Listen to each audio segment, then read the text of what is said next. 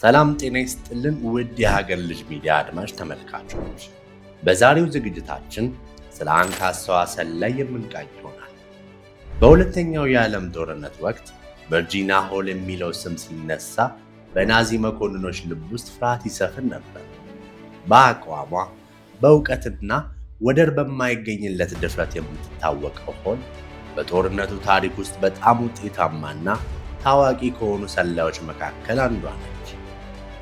ናዚዎች አንካሳዋ ሴት ብለው ይጠሯታል። ቨርጂኒያን በጦር ሜዳ ላይ ካሉት ጦረኞችና መሳሪያዎች የሚበልጥ እሷን ይፈሯት ነበር።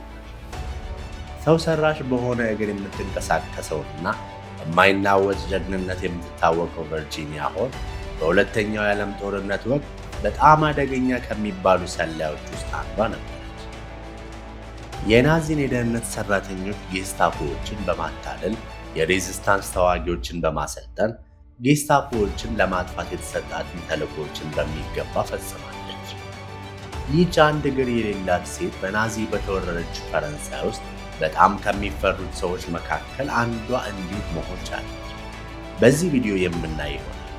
እስከ ዝግጅታችን ፍጻሜ አብራችሁን ትሆኑ ዘንድ እየጋበዝን ቻናላችንን ላይክ፣ ሼር እና ሰብስክራይብ በማድረግ ቤተሰብ ይሁኑ ዘንድ በአክብሮት እየጋበዝን አዳዲስ ቪዲዮዎች ሲወጡ ቶሎ እንዲደርሳችሁ የደወል ምልክቱን መጫን እንዳይረሱ። አሁን በቀጥታ ወደ ዝግጅቱ።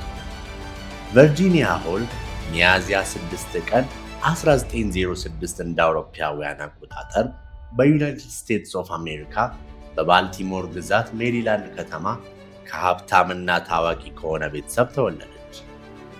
በልጅነቷም ጀብዱ የመስራት ጥማት ያላትና በዓለም አቀፍ ጉዳዮች ላይ ከፍተኛ ፍላጎት ያላት አስተዋይ ወጣት ሴት ነበረች። በአካዳሚ ትምህርቷም ጥሩ ውጤት የምታስመዘግብ ጎበዝ ተማሪ ነበረች።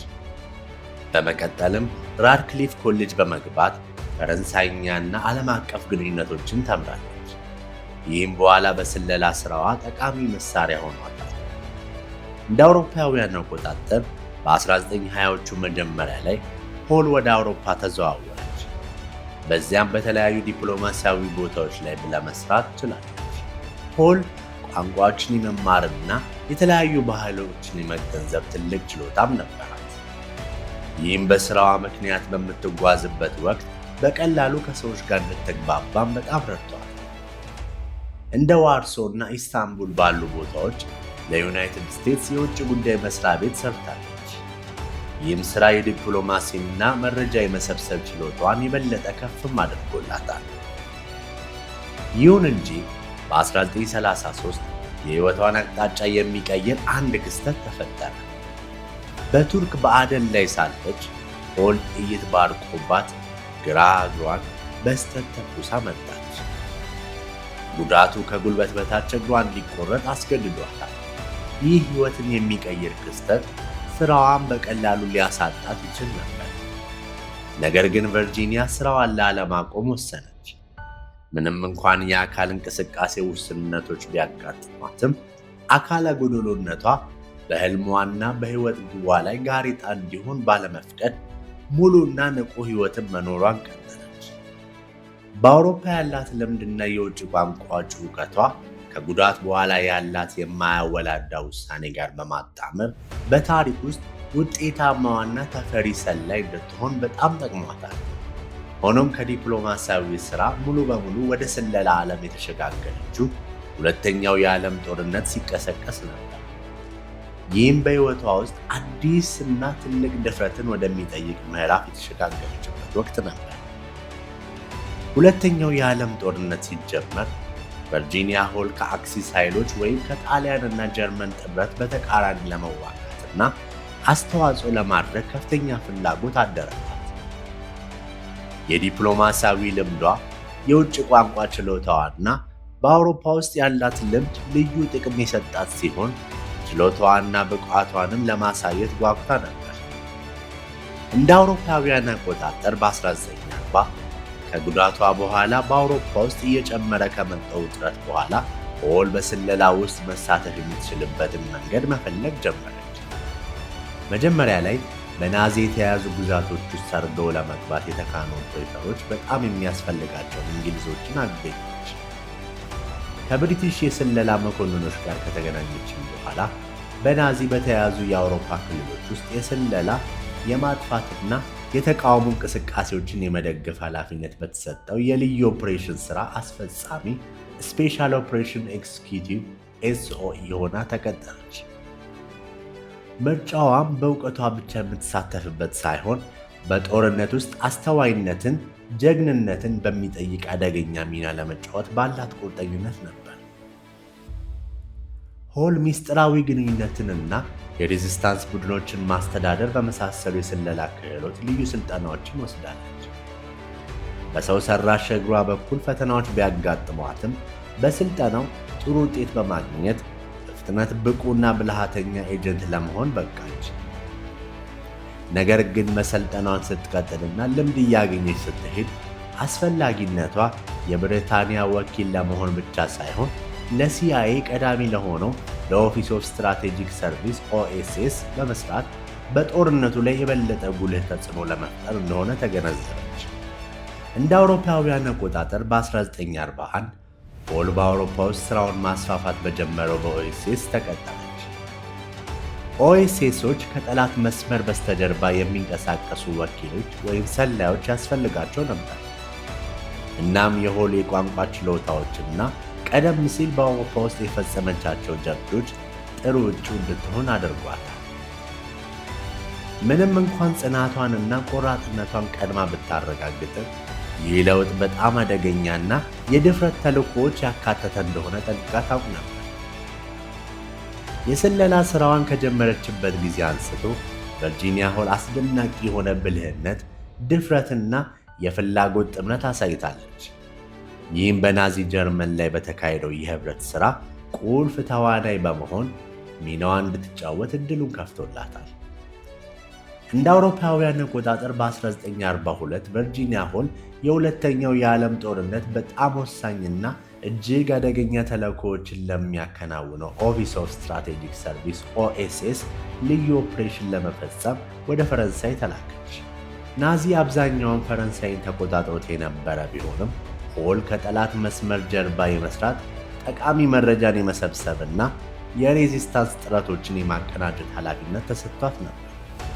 የመያዝ እንዲሁም የመሞት ዕድሏ ሰፊ ቢሆንም ቨርጂኒያ ሆል ተልዕኮውን በመቀበል በልዩ ጀግንነትና ክህሎት በጣም አደገኛ በሆነ አካባቢዎች ተልዕኮዋን መፈጸም ችላለች። የመጀመሪያ ዋና ሥራዋ በደቡብ ፈረንሳይ በቪቺ ስር በምትተዳደረው ክልል የፈረንሳይ ተቃዋሚ ተዋጊዎች ቡድን ማቋቋምና መምራት ነበር። ተቃውሞ ብዙ ጊዜ ያልተደራጀ፣ መሳሪያ በደንብ ያልታጠቀ እናም የማያቋርጥ የጀርመናውያን የበቀል ጥቃት የሚደርስበት በመሆኑ ይቀላል ሥራ ነበር። የቨርጂኒያ ተልዕኮም የጀርመንን አቅርቦት መስመሮች፣ የመገናኛ አውታሮችና የመጓጓዣ መስመሮችን ለማወክና የማበላሸት ተልዕኮዎችን የማደራጀት ኃላፊነት ተሰጥቷት ነው። ምንም እንኳን ብዙ ጊዜ በውስን የመሳሪያ አቅርቦትና በድብቅ እየሰራች ቢሆንም እነዚህን ሥራዎች ለማከናወን የሚያስፈልጓትን መሳሪያዎችና ዕውቀት የሬዚስታንስ ተዋጊዎችን በማሰልጠን ብቁ አድርጋ ለኦኤስኤስ አቅርባለች።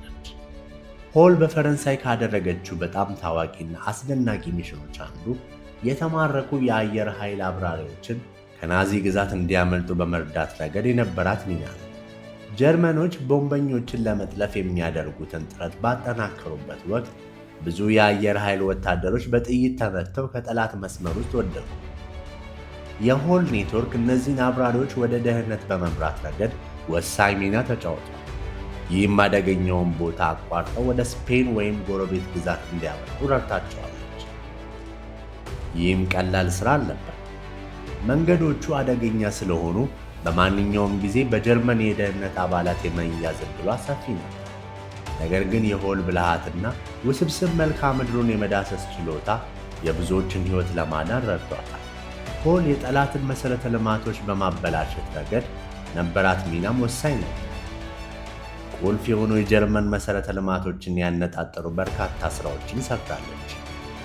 ይህም የባቡር ሐዲዶችን ማበላሸት፣ ድልድዮችን ማፍረስና የመገናኛ መስመሮችን ማሰናከልን ያጠቃልላል።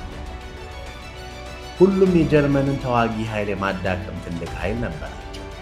የሆል የማበላሸት ሥራዎች ከሌሎች የህብረት ጥረቶች ጋር ለመተባበር ስልታዊ በሆነ መንገድ የተጠኑ ሲሆን ይህም ከፍተኛውን ተጽዕኖ ለማሳደር በጣም አስፈላጊ ነበር።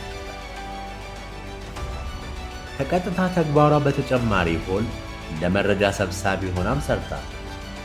ስለ ጀርመን ጦር እንቅስቃሴ፣ ስለ ወታደራዊ ምሽግና ቁልፍ የጠላት ቦታዎች ያሉበትን ቦታ በተመለከተ ለአሊያንስ ኃይሎች ጠቃሚ መረጃ ሰጠቻቸው። የእሷ የማሰብ ችሎታ በጣም ከፍተኛ እንደሆነ ይነገርላታል። እናም ብዙውን ጊዜ የዲ-ዴይ ወረራን ጨምሮ ዋና ዋና የህብረት ሥራዎችን ዕቅድም ታወጣ ነበር። ሆል ከአካባቢው ነዋሪዎች ጋር የመላመድ ችሎታዋ፣ ፈረንሳይኛን አቀላጥፎ መናገር መቻሏና ስለ አካባቢው ያላት ዕውቀት ለግብረ አበሮቿ የእውነተኛ ጊዜና ወሳኝ መረጃዎችን በማቅረብ እጅግ ጠቃሚ ሰው አድርጓታል። ምንም እንኳን ብዙ የግድያ ሙከራዎች ቢደርሱባትም የቨርጂኒያ ሆል ጀግንነት፣ ብልህነትና ጥንካሬ አብዛኛውን ችግሮቿን ተወጥታለች። በሕይወቷ ላይ የሚደርሰው አደጋ በየዕለቱ እየጨመረ በሄደ ቁጥር ከናዚዎች አንድ እርምጃ ቀድማ በመቆየት ሥራዋን ቀጠለች። በፈረንሳይ ያሳለፈችው ቆይታዋ ከሁለተኛው የዓለም ጦርነት በጣም ውጤታማና ፍርሃት የለሽ ሰላዮች መካከል አንዷ አደረገ። የቨርጂኒያ ሆል የስለላ ሥራ የበለጠ ስኬታማ እየሆነ ሲመጣ በናዚዎች ዘንድም ያላት ስም እየገነነ እና እያደገ መጣ። በተወረረችው አውሮፓ ውስጥ የተቀናጀ ቡድን የነበረው የጀርመን ናዚ መረጃ ድርጅት ብዙም ሳይቆይ ሆልን በጣም አደገኛ ከሆኑ ጠላቶቻቸው መካከል አንዷ እንደሆነች ተናገሩ። ለጦርነት ጥረታቸው ትልቅ ስጋት አድርጎ በማየት ሊይዟትም ቆርጠው ተነሱ። በሰው ሰራሽ እግሯ የተነሳም አንካሳዋ ሴት የሚል ስያሜ ተሰጥቷታል። ነገር ግን በየአቅጣጫው እነሱን የመምታት ችሎታዋን አሳይታቸዋለች።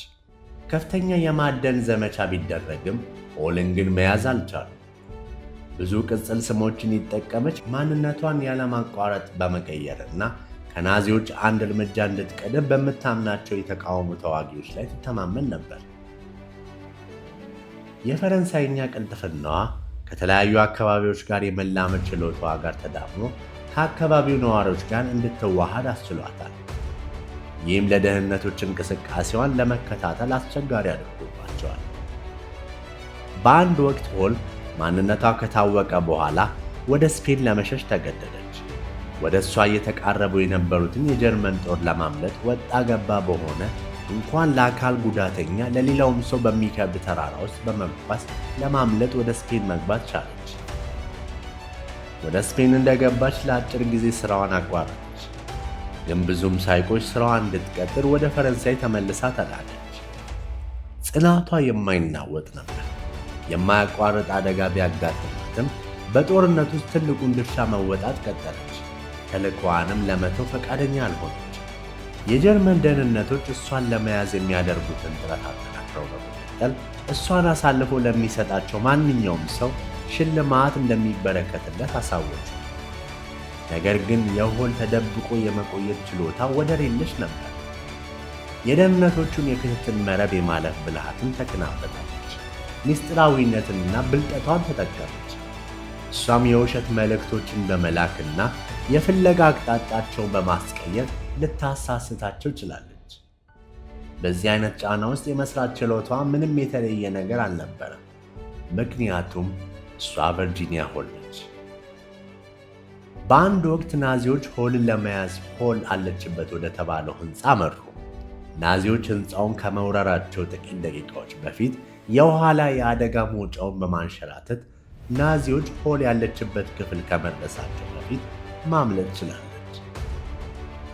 በሌላ አጋጣሚ በጀርመን ቁጥጥር ስር ከነበረች ከተማም በቀላሉ መውጣት ችላለች። የአካባቢውን ገበሬ ሴት በመምሰል ስለ አካባቢው ያላትን እውቀትና የፈረንሳይኛ እውቀት አቀላጥፋ የመናገር ችሎታዋን ተጠቅማ በጀርመን የፍተሻ ኬላዎች ሳታስታውቅ ማለፍም ለእሷ ሙዝ ልጦን ለመብላት ቀላል ነበር። የጀርመን ናዚ ደህንነቶች ቨርጂኒያ ሆልን ማሳደድ ከንቱ እንደሆነ ተረዱ።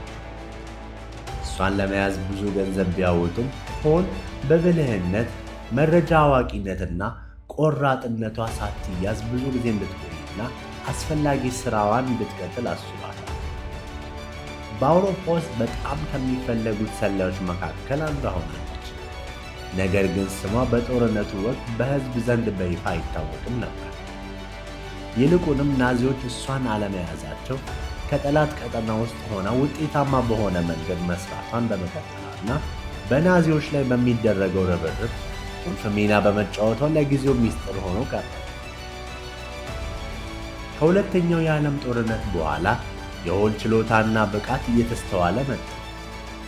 የኦፊስ ኦፍ ስትራቴጂክ ሰርቪስ ኦኤስኤስ ተተኪ በሆነው አዲስ የተቋቋመው ሲአይኤ ውስጥ ከተቀጠሩ የመጀመሪያዎቹ ሴቶች አንዷ ነበረች። በወንድ የበላይነት የሚመሩትን ትልቅ ሥራዎች በመስራት ከመጀመሪያዎቹ ሴት መኮንኖች መካከል አንዷ በመሆን ወደ ኤጀንሲው መሸጋገሯ ትልቅ ደረጃ ላይ አደረሳል። ሆል ሰላይ ሆና ወደር የለሽ ልምዷ፣ በድብቅ ኦፕሬሽኖች ያላት ዕውቀትና ጫና ውስጥ የመስራት ችሎቷ ለሲአይኤ እጅግ ጠቃሚና አስፈላጊ ሰው አደረጋት። ከሲአይኤ ጋር በምትሰራበት ጊዜ ሆል ለአሜሪካ የስለላ ሥራዎች በተለይም በቀዝቃዛው ጦርነት የመጀመሪያዎቹ ዓመታት አስተዋጽኦ ማበርከቷን ቀጠለች።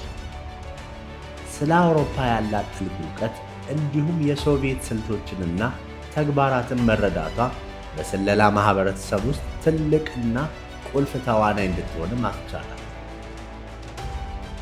ሆኖም ምንም እንኳን ወሳኝ ሚና ቢኖራትም ጸጥተኛና ትሑት ሰው ሆና ቆይታለች። ብዙውን ጊዜ ራሷን የማታካብድ ቁጥብ ሰው ነበረች። ምክንያቱም ሆል ዝናን ወይም ዕውቅናን አልፈለገች። አገሯን ለማገልገልና ለነፃነት ትግሉ የበኩሏን አስተዋጽኦ ለማድረግ ብቻ ነበር።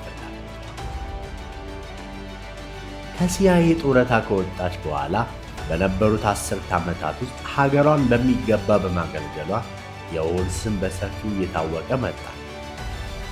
በሁለተኛው የዓለም ጦርነት ወቅት በጀግንነት ላስመዘገበችው ስኬት ከከፍተኛ የአሜሪካ ወታደራዊ ማዕረጎች አንዱ የሆነውን ሰርቪስ ክሮስ በመባል የሚታወቀው ሽልማት ጨምሮ በብዙ ሽልማቶች ተንበሸበሸች። ታሪኳን በመጻሕፍት በዘጋቢ ፊልሞችና መጣጥፎች መተረክ ጀመረ። እናም በወታደራዊ አገልግሎት ላይ ላሉ ሴቶች ማነቃቂያና ትልቅ ምሳሌ ሆነች። ቨርጂኒያ ሆል በ1982 በ76 ዓመቷ ከዚህ ዓለም በሞት ተለየች። ነገር ግን ስሟ ለዘላለም ሲወሳ ይኖራል። አሁን በስለላ ፈርቀዳጅ መሆኗ ብቻ ሳይሆን የቆራጥነት፣ የድፍረትና የጽናት ምልክት ተደርጋ ትታወቃለች። የእርሷ ታሪክ የሴቶችን በስለላ በወታደራዊ አገልግሎትና በአመራር ሚናዎች እንዲቀጥሉ አነሳስቷቸዋል። በዚህም ድንቅ ሥራዋ የጾታ፣ የአካል ጉዳት እንቅፋቶችን በትጋትና በብልህነት ማሸነፍ እንደሚቻል አስመልክታለች። ዛሬ የቨርጂኒያ ሆል ስም ከጀግንነት፣ ከድፍረትና ከአስተዋይነት ጋር ሁሌም ይነሳል። ቨርጂኒያ ሆል ከባዱን ቀላል አድርጋ የኖረች የ20ኛው ክፍለ ዘመን ቆራጥ ጀግና ሴት ነበር። ውድ የቻናላችን አድማጭ ተከታታዮቻችን ለዛሬ በዚህ አበቃ። ቻናላችንን ላይክ፣ ሼር እና ሰብስክራይብ ማድረግ እንዳይረሱ። አዳዲስ ቪዲዮዎች ሲወጡ እንዲደርሳችሁ የደውል ምልክቷን መጫንም እንዳይረሱ። በቀጣይ በሌላ ቪዲዮ እስከምንገናኝ ቸር ሰንብቱልን።